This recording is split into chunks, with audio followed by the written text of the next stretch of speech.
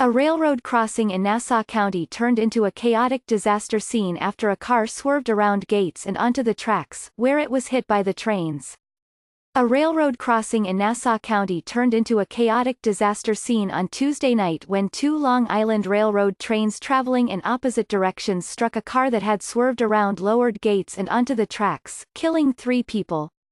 The rush-hour collision occurred near the Westbury station, about 30 miles east of Manhattan, setting off fires that terrified passengers before they could escape.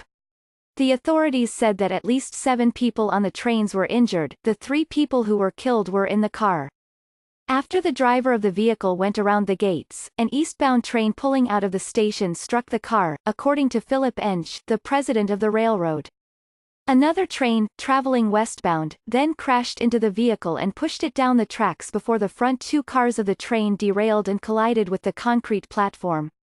By late Tuesday night, the westbound train still lay against the Westbury station's platform, part of which had been knocked over. One of the trains had been carrying about 800 passengers and the other held about 100 passengers, Mr. Enge said. "It was like a bad movie," said Michelle Asper of Hicksville, NY, a passenger in the second-to-last car on the eastbound train. "It was so scary," she said. Her train stopped after Westbury without explanation. "There was a whole line of cars at the grade-level crossing where the train stopped," she said. She said she heard a westbound train approaching and making a funny noise. "It hit us," she said. "It hit the last car of the eastbound train," she said. "The people from the last car were running up, saying, 'Move up because the last car is on fire.'"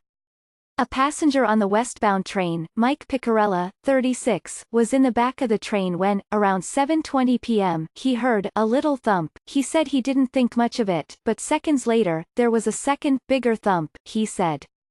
"You knew something happened," Mr. Picarella said. The train stopped, realizing their train had hit something. The passengers stood up and then looked out the window, where they saw another train. At first many wondered if they had hit it. But there was a fire raging, too, flames knifing up from underneath the train, halfway up the windows. On the ground below was half of a crumpled vehicle. Within a minute of stopping, the train started filling up with smoke, Mr. Picarella said, and passengers were quickly moved to the front. Eventually, the doors were opened to let the smoke out, he said, and passengers could then see that a train car had peeled off the tracks. Mr. Picarella, who is a maintenance manager for New York City Transit, praised the response of local emergency responders and the police, who he said arrived within minutes of the crash, and got people off the train quickly. Rescuers could not immediately identify the vehicle or its passengers because the car was damaged so severely, said Commissioner Patrick Ryder of the Nassau County Police. Mr. Enge said that the authorities often warned drivers about the dangers of trying to cross ahead of trains. "You're not only taking your own life into your hands, but you're taking the lives of others into your own hands, our engineers, our conductors, our customers and anyone else along the local road. It's unfortunate," Mr. Enge said. Mr. Enge added that Wednesday morning service would undoubtedly be affected. Gov.